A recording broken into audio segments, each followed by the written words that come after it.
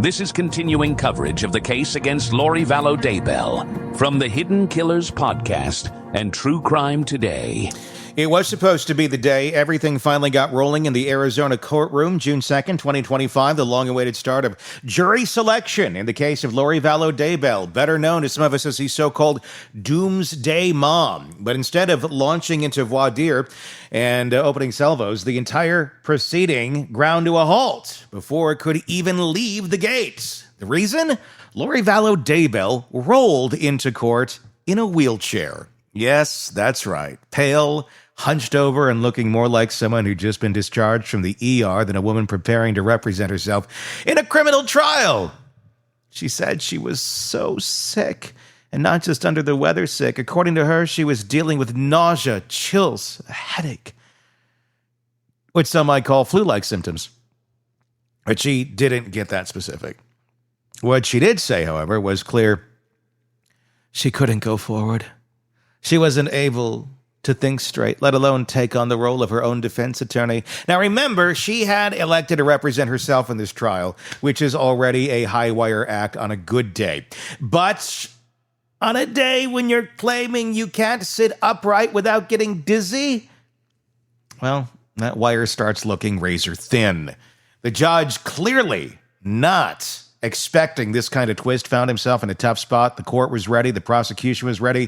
50 potential jurors were waiting in the wings, summoned to begin what's already a heavy-duty process in a high-profile case like this. Even Brandon Boudreaux, the man Vallow Daybell is accused of conspiring to have killed back in 2019, was sitting right there in the front row, flanked by his wife and a victim advocate. In other words, this wasn't a slow Monday. Everyone showed up, except it seems the one person who needed to be fully functional in order to proceed, the defendant.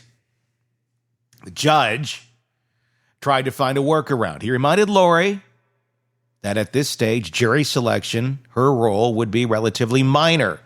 He wasn't asking her to cross-examine witnesses or deliver a closing argument. All she had to do was sit there and, when needed, ask questions of potential jurors.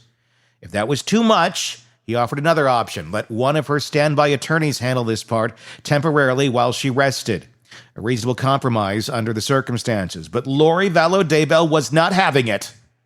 She made it clear, in her view, even a momentary handoff of the responsibilities would violate her right to self-representation. She said she didn't want the court to proceed without her full mental and physical engagement.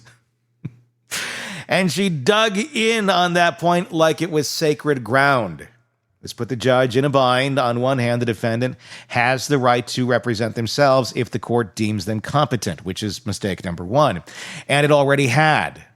But that right comes with all the baggage of being your own lawyer, including not being able to call in sick when it's inconvenient. On the other hand, the court can't really force someone to perform a legal function if they're saying they're physically incapable. It's like watching a chess match where only one player suddenly announces their arm's broken mid-move. So, the court recessed. The idea was to give everyone a beat to regroup and decide how or if they could proceed that day. When they came back, well, things escalated. Lori Vallow Daybell was now openly weeping in court, not subtle, misty-eyed dabbing. We're talking loud, visible distress. Oh, my God.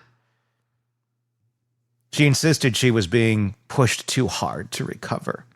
And if the court was demanding she shake off the flu and jump into a legal cage match, she wanted to know if she was still sick on Wednesday. Would they drag her back in anyway? Yes, the judge said plainly. If you're not better by Wednesday, we're still moving forward. That didn't sit well.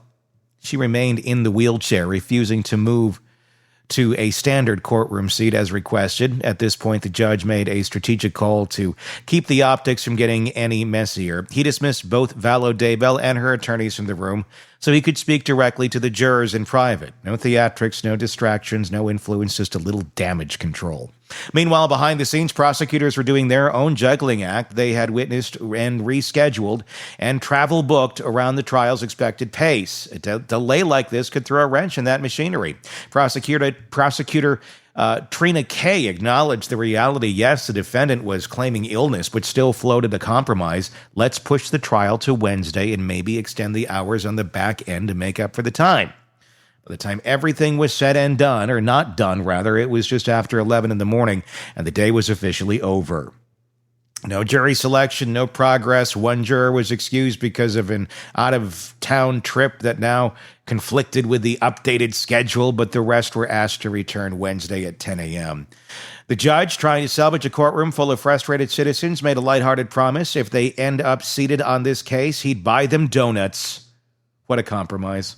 Someone in the jury pool actually responded aloud, "That'll work." And just like that, the courtroom was cleared. No evidence presented, no testimony heard. The only thing that showed up in a full force was delay. The whole day hinged on the health or alleged health of one person, Lori Vallow Daybell. And her refusal to yield, even momentarily, to her advisory counsel revealed a lot about how this trial is likely going to unfold. Because this wasn't just a hiccup, it was a preview. And come Wednesday, the question won't just be whether Lori Vallow Daybell is physically ready to return to court. It'll be whether the entire trial can move forward with a defendant who insists on steering the ship, even if she's too dizzy to stand. If day one of this trial was defined by a screeching halt, then what comes next is the part where we start asking why that halt matters beyond just a rescheduling headache. This isn't a traffic court delay or a civil mediation kicking the can down the road. This is a criminal conspiracy case involving an attempted murder, a courtroom filled with high stakes, and a defendant who's already been convicted in another state for some of the most disturbing crimes in recent memory, and in that state too. That alone places this Arizona trial under a microscope. But now, with Lori Vallow Daybell choosing to represent herself and already causing disruption before a single juror has been seated, the courtroom dynamics have shifted into a far more fragile and complicated terrain. The charge at the center of this Arizona case is conspiracy to commit murder, specifically the attempted murder of Brandon Boudreaux, her former nephew-in-law. Prosecutors allege that way back in the day, in October of 2019, someone took a shot at Boudreaux outside his Gilbert, Arizona home. He wasn't killed, but he came dangerously close. The theory from the state is that this wasn't some random drive-by. It was a targeted hit, and Lori was part of planning it. That's the crux of why she's now in court. But it's not the first time she's faced these types of accusations. Just last year, Lori Vallow Daybell was convicted in Idaho on multiple counts, including the murders of her two children, J.J. Vallow and Tylee Ryan, and conspiracy in the death of Tammy Daybell, her current husband's previous wife. That case was gruesome, tangled with religious extremism, and it captured national attention. Now with Arizona bringing its own charges, and now this is the second trial in Arizona, we're seeing a continuation of that broader legal reckoning. But this time, she's taking the lead as her own attorney, just as she did in the last Arizona trial just weeks ago. And that decision, well, fully within her rights, is already starting to reveal more of its consequences. Representing yourself in a criminal trial isn't just risky, it's exhausting. The law doesn't allow you to opt out of complexity because you're not a trained lawyer. You don't get a softer version of the rules when you choose self-representation. You become both the accused and the advocate, and every misstep counts. She learned that. It didn't sink in, as nothing does with Lori Vallow Daybell. That burden only gets heavier in a case involving a conspiracy charge tied to a violent act. Lori's insistence on handling her own defense has put the court in a bind from the start now. What happened today, June 2nd, was the first major public test of whether she could manage the pressure and logistics of going back in this role again.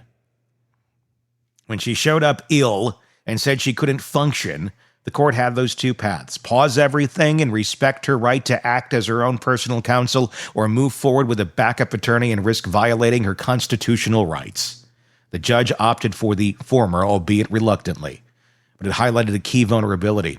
If the trial hinges entirely on her ability to personally perform every legal task, that any physical or emotional breakdown becomes a full stop, not just a hiccup. This isn't about whether Lori Vallow Daybell was truly sick that morning. That's not the issue. The issue is that the structure of this trial is now so heavily dependent on her participation as both defendant and defense, that there's almost no slack in the rope. And to be clear, the court didn't revoke her right to self-represent. In fact, the judge went out of his way to preserve it. He offered a way to keep things moving, suggesting that standby counsel temporarily step in for jury questioning, a narrow task by legal standards, and she refused. She made it clear she wanted full control of her case from voir dire to verdict. With that, the entire day became unsalvageable. So, what happens next here in the trial of Lori Vallow Daybell? Well, Wednesday. We will know more Wednesday. What exactly is going to happen? Well, anything, I guess, is possible, considering she did show up in a wheelchair today to a courtroom and a system that is very exposed to her tactics. It exposes the fragile architecture of a trial that depends entirely on the stamina, cooperation, and consistency of a defendant who's already shown she's willing to test the system's limits and go off the rails.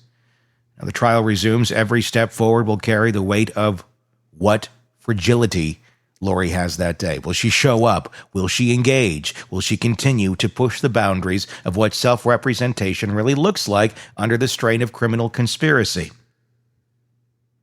Or is she going to end up in another mental hospital? I'm hoping maybe the latter. And this all just ends. And everybody realizes there's no point to this anymore.